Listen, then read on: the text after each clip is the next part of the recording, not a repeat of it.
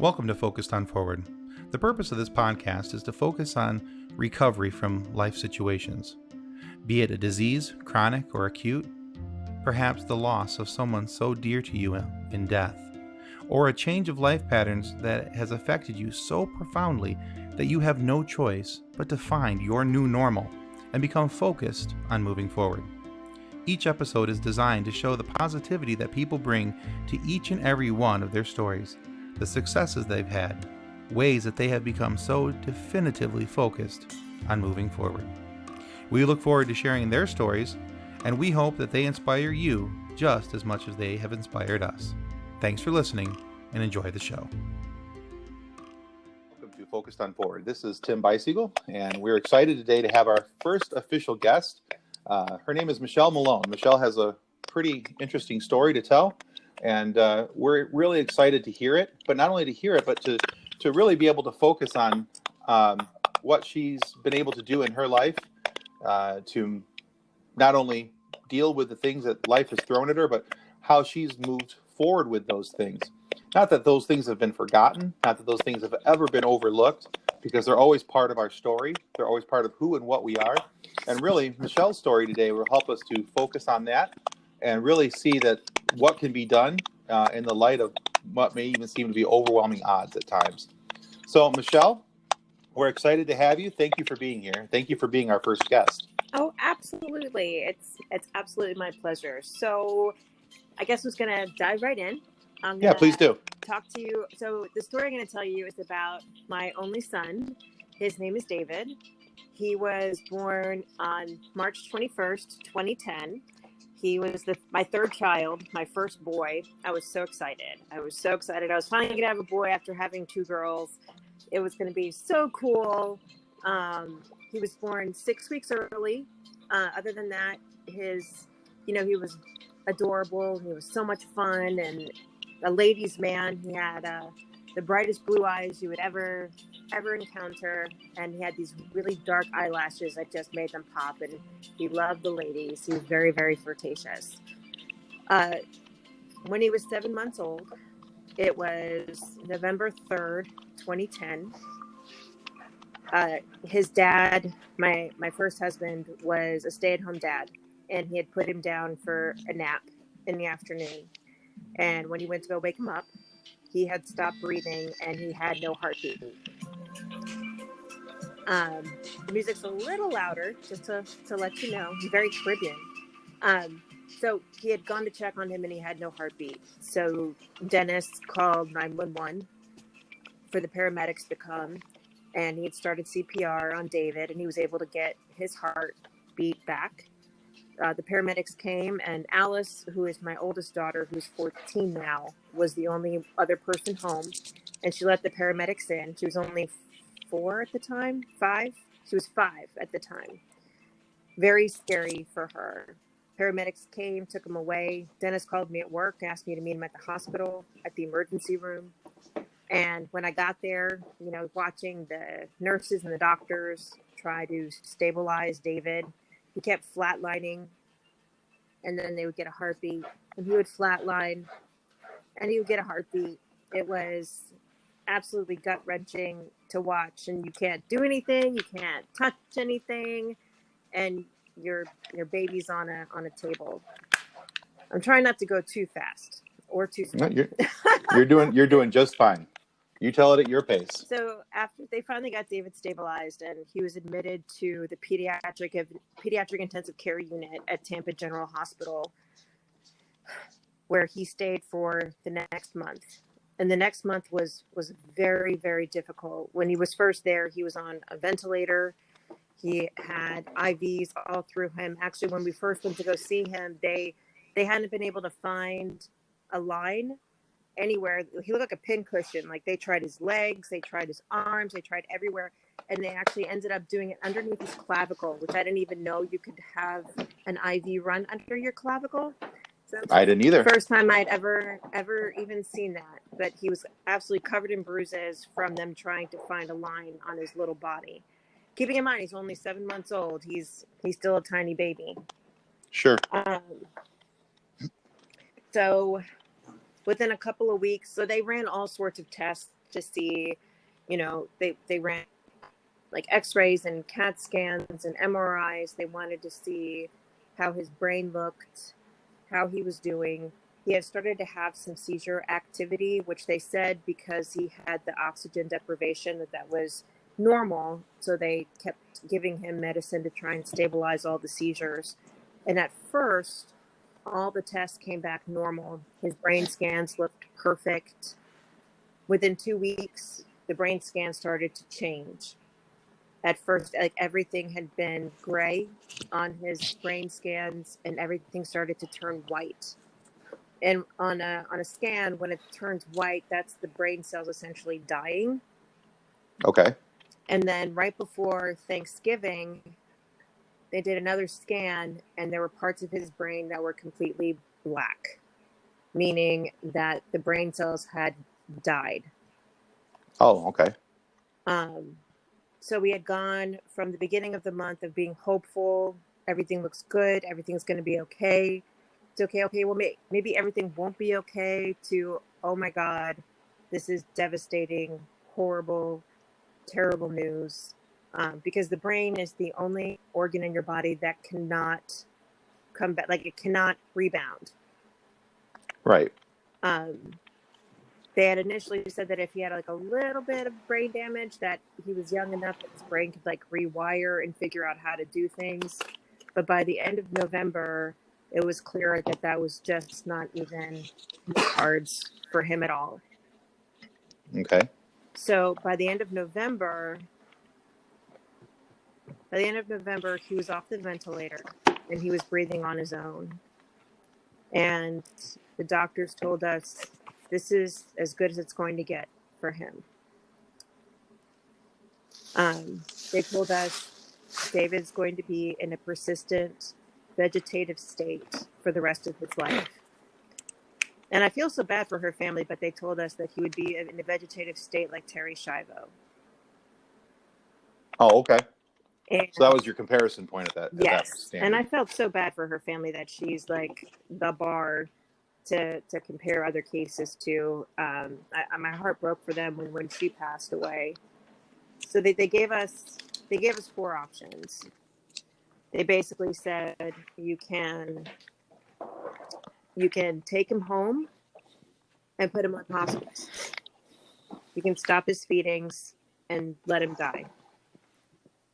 Or you could take him to a hospice center where you're going to stop his feedings and let him die.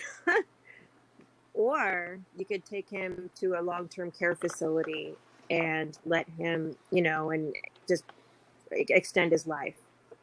They said, just so you know, he's never going to walk. He's never going to talk. He's never going to smile or cry. He's never going to know happiness or sadness. He's not going to know who you are. Basically they painted this very, very bleak, dark picture of what David's life was going to be like, which, when you find out you're having a child, you have all these dreams and these aspirations for them. And it wasn't even in a moment. It was over the course of an entire month when, you had good days and you had bad days. And I remember one night, or that particular night, Dennis and I signed a DNR for David because we had to think about it. I mean, this is a huge decision that you have to make. And you have to make this decision because you have a child who you love with every fiber of your being. And you have to determine where is the line between what is best for you and what is best for them. If I let David go, am I letting him go because it's the best for him, or is he ready to go? Or if I keep him, am I being selfish in wanting to for him to stay when he really should go? It was just a horrible situation to be in. And I remember that night we signed a DNR because we talked about it. We're like, if David goes on his own, then that's his way of saying, Mom and Dad, I'm done. I'm out. Sure. Now, is that a decision that you guys had thought about previously going up into that evening? No. Or was that something that was laid in front of you that night that you had to decide in the moment? That was something that was laid in front of us that night that we had to decide in that moment. Okay. And the nurses they brought in a bigger bed. He had been in a crib, medical crib. They brought in a bed. They let me lay in his bed with him that night. And that night, Okay. I couldn't sleep at all, understandably. Oh, And sure. I'm watching his machines, and his respirations dropped to like 4. Like, it was like all the alarms started going off, and I genuinely thought, this is it. This is it. It's over. David's going to go. And then suddenly everything went back to being perfect. Like his blood pressure returned to normal, his respirations returned to normal. It was like 10 seconds of panic, and then the rest of the night he was fine, and after that he was perfectly fine as far as statistics went. And I always joke that it was like David saying to me, "Mom, I know I can go, but I'm going to stay here." I'm not I'm ready not yet. ready yet. So thankfully, a bed came open at a nursing home called Lakeshore Villas in Lutz, Florida. They had a pediatric wing, and a bed happened to come open that day.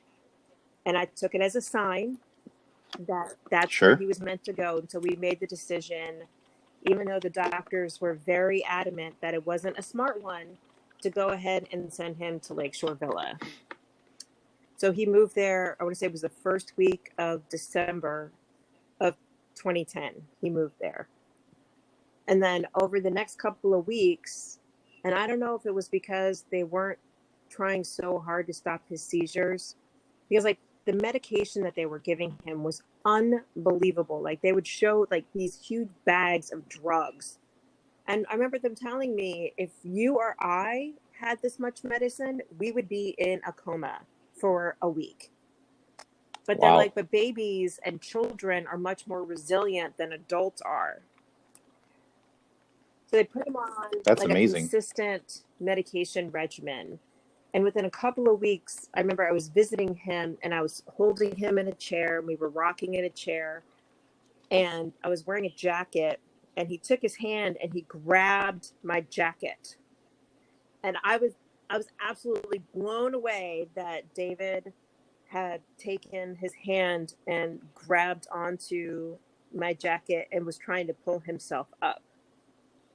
So was that like the first time since the incident that he had done something like Yes. that? I mean, he had been awake. It took a couple of weeks, Sure. but he was awake when he was in the hospital. But he would just stare at you. He really wouldn't move much, but he would just sit and just kind of look around, and admire everything. But this was Sitting in the first observation. time that I had actually seen him try to do something. And then the Okay. next month in January, it was Martin Luther King Day, and I had the day off from work, and the girls were at daycare, so it was a David day. Went to go see him at the daycare, or not the daycare, I'm sorry, at the nursing home. And I had him on the floor, and I was playing with him, being goofy, and he started laughing at me. Awesome. And I was because again, they were very adamant that he would never laugh, that he would have no joy of any kind in his life. And here my son was 6 weeks later laughing at me. Yes. Well, that's cool. It was. Did David ever walk? No.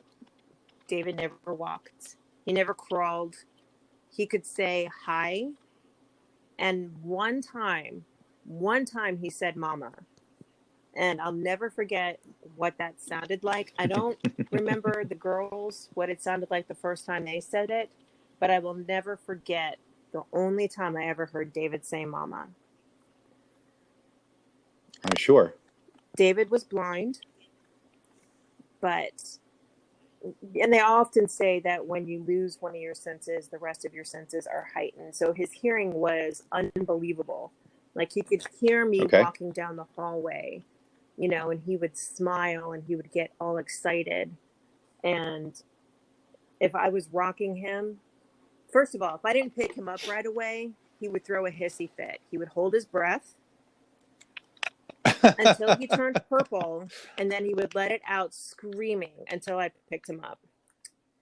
And then when I was, Well, he knew what he wanted. That's for sure.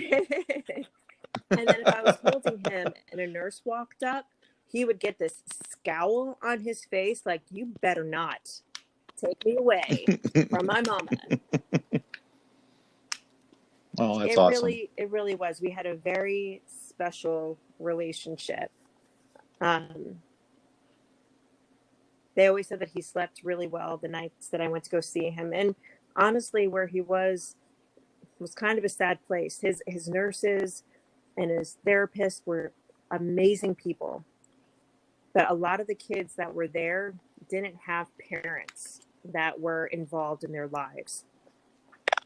Some parents completely gave up their guardianship, turned the kids over to the state. And then some kids had parents, but they maybe visited them once a year if they ever visited. So the nurses and the therapists would buy the kids clothes and Christmas presents and love those kids like they were their own. So I never worried about David being there. I knew he was being loved like he would have been loved if he had been at home. That we had a similar experience with when our daughter was in the hospital. The therapists, the doctors, the nurses, amazing folk. I don't know how they do what they do, but I couldn't, because we had a couple of children that were in rooms nearby us who were same situation as you were talking about. They were turned over as wards of the state. They just heartbreaking stories, but there was nobody else there to love on them and hug them and hold them. But here are these nurses and these techs and these therapists. Man, they'd walk these kids around and sing to them and hug them and feed them and love them. And just, like you said, like they were there. And they're just amazing people. Not even to this day, I'm so thankful. Yes. In awe of what they do. And but there was a sad side. I mean, of course it's a sad side to it all. I mean, David lived in a nursing home, and that's not what you imagine for your child. But so David was on Medicaid, and so special needs children, at least in the state of Florida, are automatically on Medicaid. But being part of that, the state has to check in on them on a regular basis. They have to evaluate their situation and make sure that they still qualify for the coverage. And they would come and they would look at David and they would interview the nurses and they would interview me. And I'm starting to feel the tears come.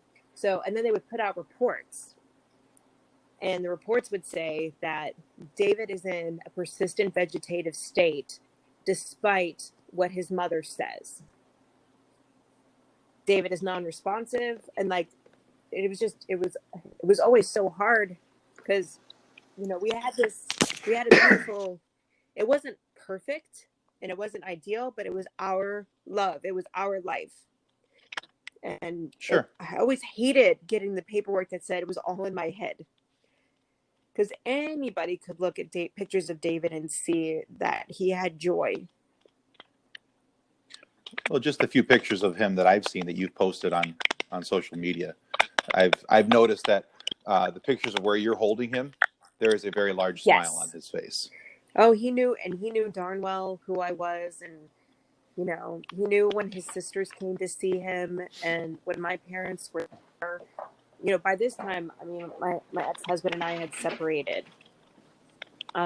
Okay. So that's why I say, so we were never together going to.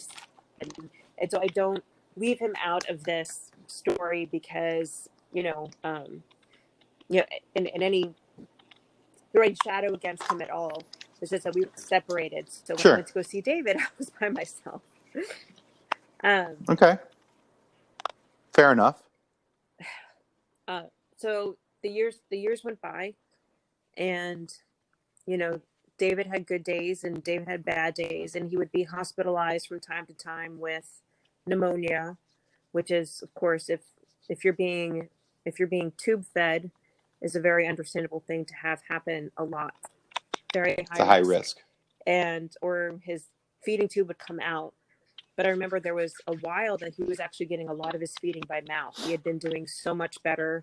He was doing so well. And then things just kind of start to go back and revert to him having bottle fed all the time. But he was never on a respirator again. I will say that is one thing that we never had to go back to. Well, that's good. Lakeshore Villas closed about 4 months before David died, and he was moved to another nursing home.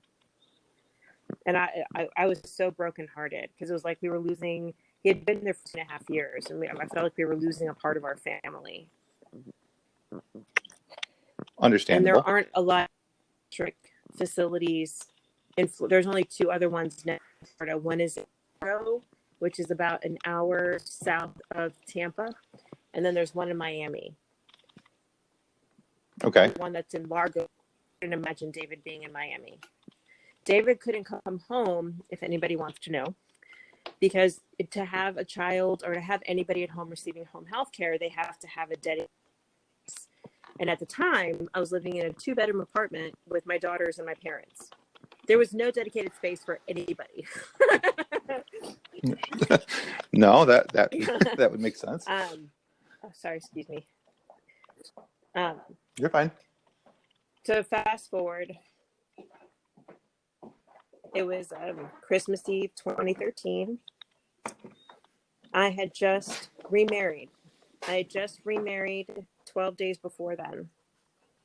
And I had taken Christmas Eve off because my stepsons were in the Boy Scouts, and we were going to go down to MacDill Air Force Base to go see a weather helicopter. And we were driving down in the Boy Scout caravan, and we got a call from the nursing home saying David was being sent to the hospital. And I said, okay, all right, we'll be right there. And then the nurse asked me, do you want them to do everything they can to save David? Because the DNR had never been lifted. I had tried to get the DNR lifted over the last 3 years, but every time I tried to get the DNR lifted, I would get, just think about it. If is that something you really want? I mean, in his condition, wouldn't it just be best if, and it's like, I'm sorry, that's a human being that you're referring to. I understand talking sometimes with, agencies, he's a kid on a list, but, he was doing so much better. It was your child. And so when she asked me if I wanted everything done to save him, I could hear commotion in the background. And I said, absolutely, of course, I want everything done. And they sent us to the hospital. To come to find out, they sent us to the wrong hospital.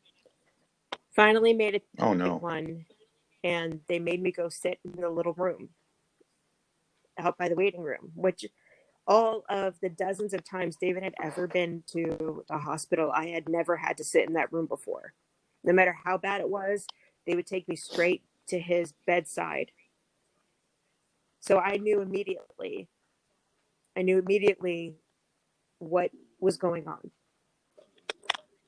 Something was different, so sure. I went and I sat down, and the doctor came in and he sat down and he said, well, David died. Just a second. Yeah. I mean, when you have a child that has such special needs, eventually that's going to be your reality. But, oh man, it was, whew, I couldn't believe it. My new husband is sitting out in the waiting room with our 4 children, including my daughters. And here I am getting this news. My parents arrive. And I remember the doctor's talking to me, but I could not hear a word that he's saying. No, I imagine at that point, Yes, it's kind of like Charlie exactly. Brown's teacher in the So background. my parents walk in and they hug me, and the doctor continues to talk. From what he said, David had double pneumonia, and his lungs were full, and his heart just gave out. And he said that he said, I did everything I would have done for my own child. He said, but we just couldn't save him.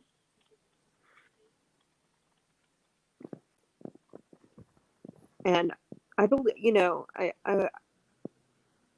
often think about that doctor. I think about what was it like to have to tell a mother that her son died on Christmas Eve.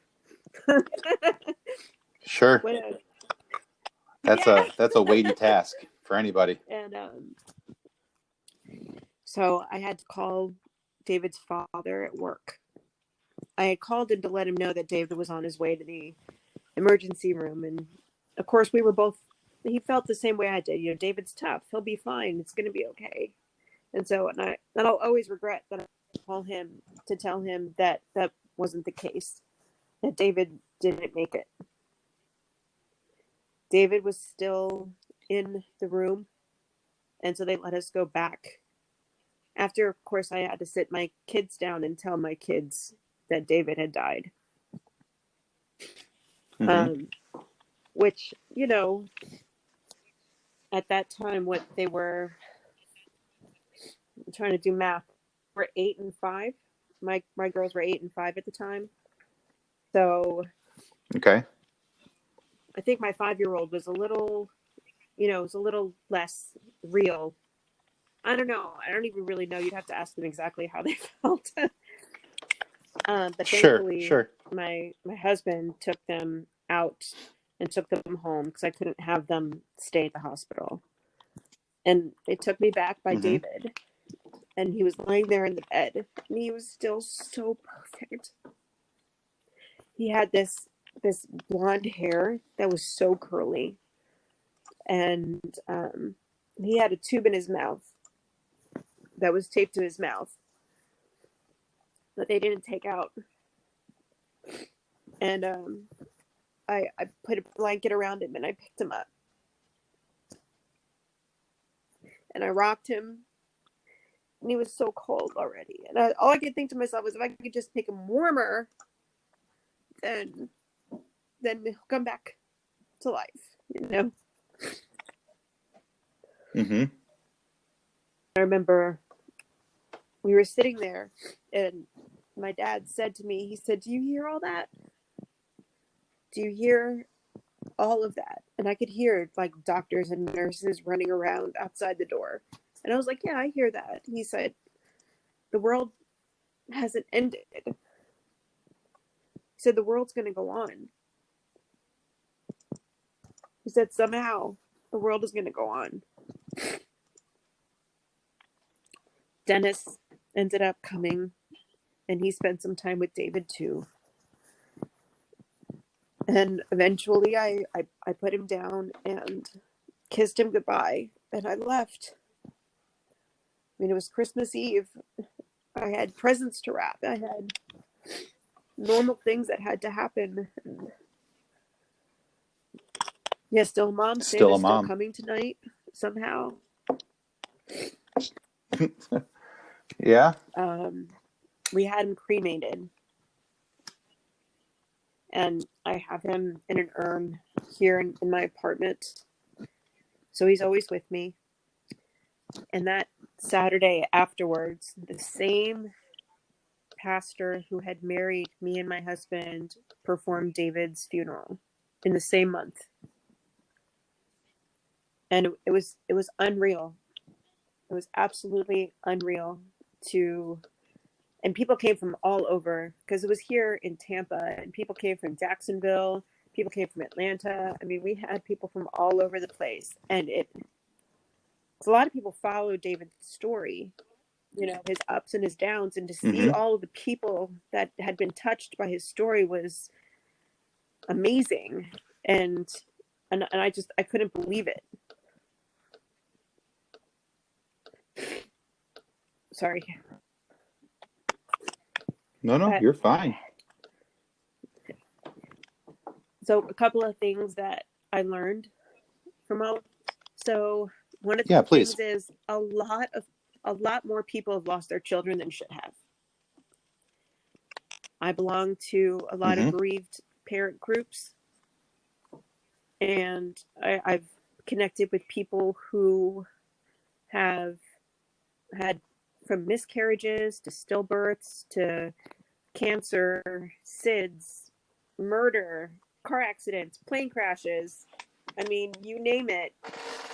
Suicides, overdoses, the stories the heartbreaking stories that I've read of other parents who have lost children. It's unbelievable how many parents have gone through this, how many families have gone through this. Because when you go through something that significant, you really feel like you are the only person in the world that understands how that feels. And the sad but good news is you're not. There are others. And I always encourage bereaved parents to reach out to other bereaved parents. I'm not saying that if you haven't lost a child, you can't help me. That's not true. I love your support. I Sure. love your love. You guys are awesome. I am so thankful for all the people that helped me get through. But when you find someone who can truly empathize with what you've gone through, it's remarkable. It's a remarkable connection to have with someone. Agreed. On a different spectrum, when we got out of the hospital with our daughter, we started reaching out to different groups for people who had gone through Guillain-Barré and trying to wrap our heads around it. And it was amazing how many other people had similar circumstances, issues, and it helped us to find some type of footing to move forward with. And you probably find yourself to be in the same situation that I often feel with David's, I call it the incident when he got sick and then his death, that part of my mission in this world is to be someone other people talk to. And I there was a night I was at a restaurant and I have a portrait tattoo of David on my arm. It's hands down my favorite tattoo. It's beautiful and he goes with me everywhere. But I was sitting waiting for a seat at a restaurant and this gentleman walks up to me and he looks at my tattoo and he sits down next to me. He doesn't introduce himself. There's no intro to this. He simply says, my daughter Melanie. He said, I never worried about Melanie. He said, I had like all these kids and she was the good one. She was the responsible one, the smart one. He's like, when she left the house, I never had to worry about anything happening. And apparently one night when she was 17, she was in a car accident and had passed away. And oh my. And he felt so comforted to be able to share this story with someone who understood. And I was blown away because, again, there was no introduction. There was no, hey, who's that kid on your arm? There was no introduction. It was just a sit down and start telling me the story. And he felt so relieved, or looked so relieved to get it off of his chest. And I was absolutely touched to be able to hear his story. And I'll always feel that way. I remember right after I went back to work, one of the women that I worked with told me, she said, I lost a 2-year-old daughter in a car accident. She had never told anybody that at work before, but she wanted me to know that she understood. It's weird. It's like people see you and they identify you as someone that it's safe. You're safe to share this pain with.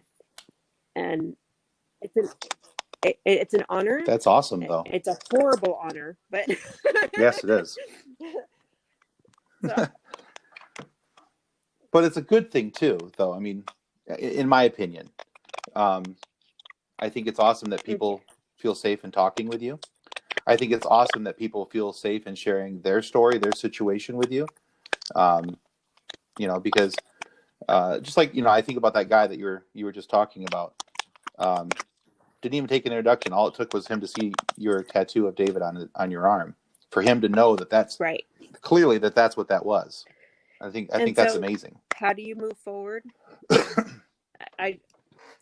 Every day you go to bed and the next morning the sun comes up. And then you go to bed and then the next day the sun comes up. I've never really had a choice to move forward. Life kind of moved forward and I went with it. Just you have to hold on.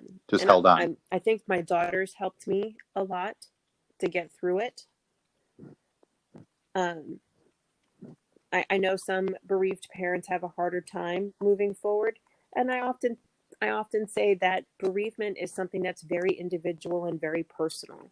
There's no there's no roadmap. It Oh, doesn't absolutely. say within 2 weeks you should feel this way, and within a month you should feel this way. No, you do you, boo.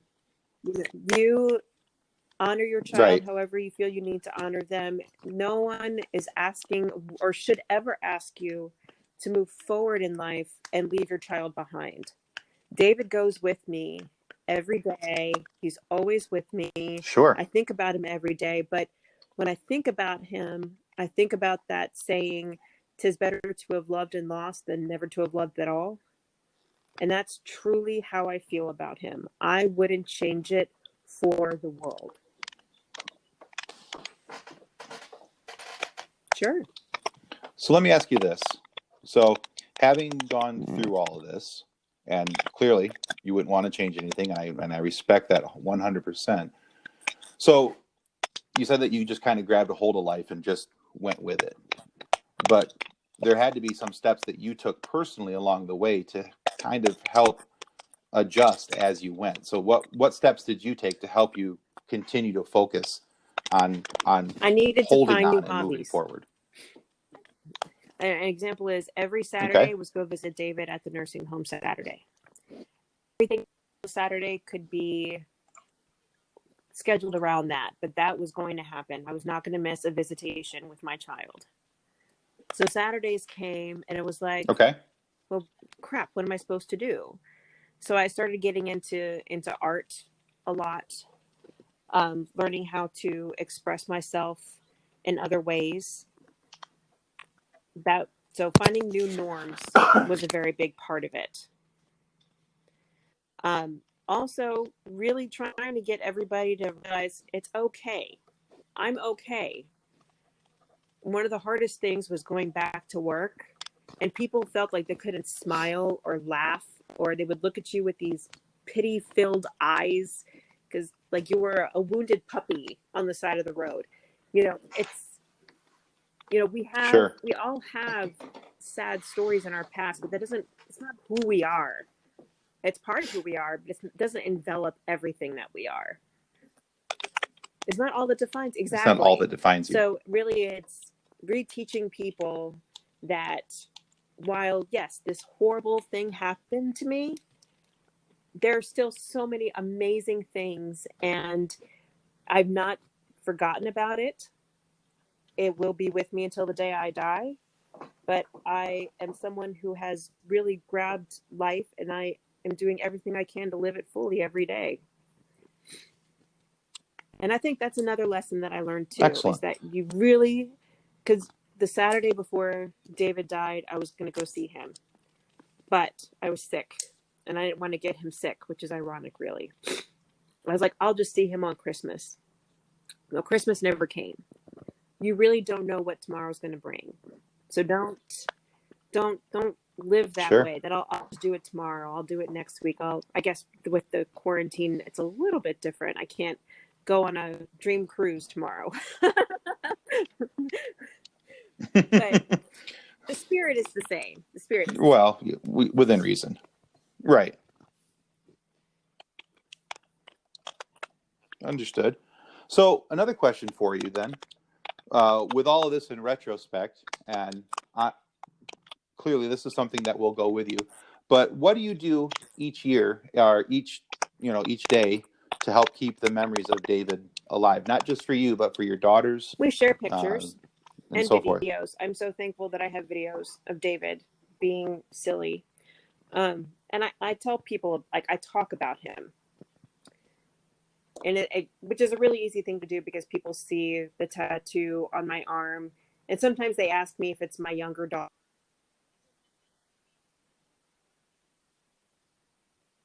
Although I remember one time, one lady asked me, "That's a beautiful baby. Do you know who that is?" No, I don't. I went and Googled cute kid. And I tattooed on my body the first thing Oh, that's came unfortunate. up. True story, I swear it happened.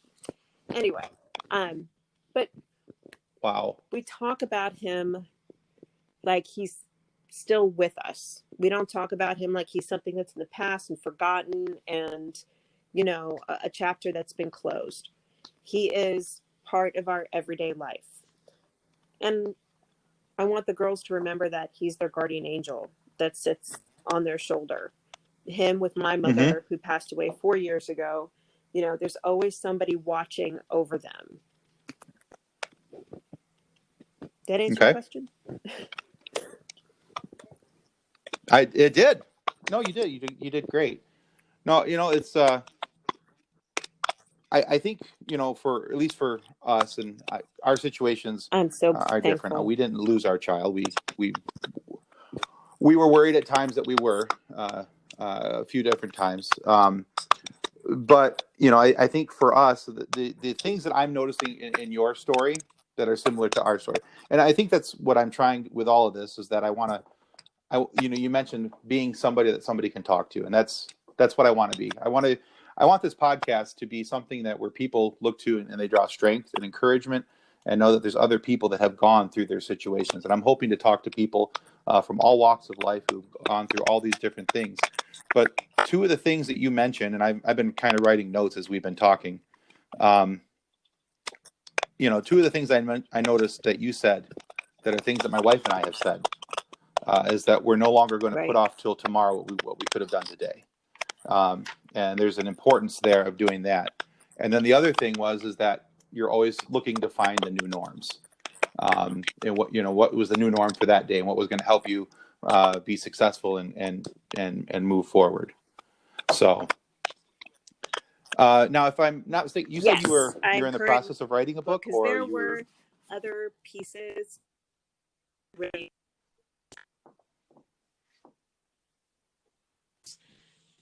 So there is more to the story, and I write it.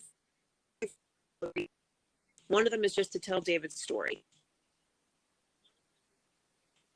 Sure. And for those that have gone through significant episodes and how to be there for them. And I'll give you an example. In my book, I'm talking about how you should never use the words "at least." If someone comes to you and said, I have friends and family who have had miscarriages, and people will tell them, well, at least you have other children, or at least you're still young and you can have other babies. Ooh. Well, at least you had David for another 3 years after he got sick. You know what? You're right. This grieving thing is totally uncalled for. You're right. I need to buck back up again. So, but just to try the way we talk to each other about grief, because we are all entitled to how we feel in our grief, and we want to be supportive of each other instead of trying to take away from somebody. We don't want to add to it, but we want to be supportive of them. We want them to know I'm sad that you went through that. And there's nothing cookie cutter about grief. Your grief's going to be different than my grief, and different from the next person's grief. That's for sure. Well, that's excellent. Well, when you get that book done, I'd be delighted. We'll have to have you back on and talk about it. And we would love to have you come back and chat with us about that, and maybe your writing process and what that added to your sense of being, your sense of feeling about the situation, how it's helped you, if you notice if it helping or help that others sounds great. around. I would really, you can really talk about enjoy that as well. Thank you so much for letting me share my story. And you know what? Thank you for letting me share David's story. As a bereaved parent, one of our biggest fears is that the world will forget our children. And so that's why I love telling David's story, is because every time I tell it, then somebody else knows about him, and then a part of him is here. So thank you. He's a beautiful boy. I was looking at your pictures of him, and Dude, amazingly curly like hair. Garfunkel. It was insane. He had some flowing locks going, that's for sure. So So, Michelle, thank you so much for being our guest. Thank you for sharing our story, your story, David's story. And thank you for showing people that, yes, this was not a good situation. Yes, this was a hurtful thing that you went through, caused pain to you and your family. But thank you for showing people that there are ways to move forward, but without forgetting who you are, most importantly, who they were. And that's a very big thing. So thank you for your time this morning. Right. We appreciate it. Bye. And we'll talk to you soon. All right. Take care. Bye-bye. Well, that concludes another episode of Focused on Forward. To be a guest of Focused on Forward, you can reach us through Twitter at podcastfof, through our Facebook page named Focused on Forward, or through email focusedonforward@gmail.com. We look forward to hearing each and every one of your stories that has yet to be told. So until then, be safe, be kind, and be loving to one another as you stay focused on forward.